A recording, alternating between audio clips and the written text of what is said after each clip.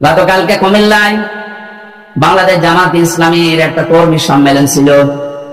সভাপতির বক্তব্য শেষ হওয়ার পরে মাইকে ঘোষণা দিচ্ছে 8টা দামি মোবাইল এবং একটা টাকা ভর্তি মানি ব্যাগ পাওয়া গেছে, যাদের হয় প্রমাণ দিয়ে এটা নিয়ে যাবেন। পৃথিবীর ইতিহাস পাল্টিয়ে ফেলেছে। আপনি দেখান তো বাংলাদেশে কোন সমাবেশের পরে ঘোষণা দেওয়া হয় যে মোবাইল পাওয়া গেছে 8টা?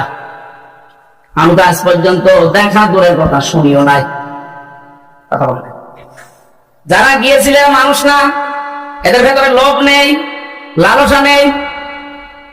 জীবনটা এমন ভাবে তারা পবিত্র তৈরি করছে, এমন ভাবে চরিত্রকে অর্জন করছে, বানাচ্ছে, যেগুলো পাওয়ার পরেও সে মানুষগুলো মানুষের হাতে পৌঁছিয়ে দেওয়ার জন্য ব্যস্ত। যা হারানো জিনিস ফিরে পাওয়ার পরে যে মানুষগুলো ফেরত দিতে ব্যস্ত থাকে, এদের কাছে যদি আপনি এদেশের কোনো কিছু দায়িত্ব দেন, 1 টাকাও এদিক ওদিক হবে না। আমরা এরকম চরিত্রবান মানুষ চাই দেশে, কথা বলেন ঠিক কিনা? এগুলো যদি কেউ না করে তার পরিণাম কি হবে?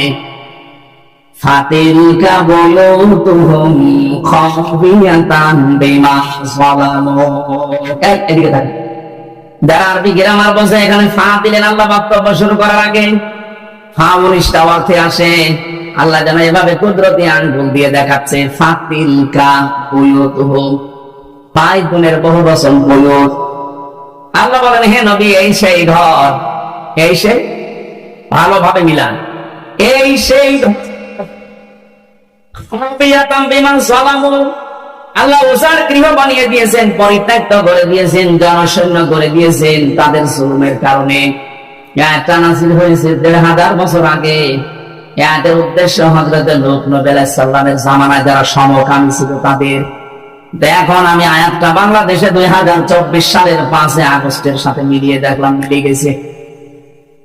আল্লাহ যেন হাত দিয়ে বাংলাদেশের দিকে ইশারা দিয়ে দেখাচ্ছে, জনগণ একটু দেখ, এই সেই ঘরগুলো, এই সেই জালেমদের ঘর, যেখানে বসে ওরা জুলুম করতো, ফোন দিয়ে আটতো, মানুষকে মিথ্যা মামলা দিয়ে, মিথ্যা সাক্ষী দিয়ে, ছেলে দিয়ে আনন্দ করতো।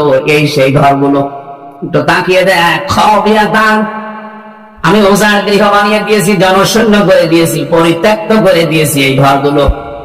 এর প্রমাণ আমার কুষ্টিয়ার হানিফের বাড়ি। এমন সময় করেন যাবে কি করেন কি?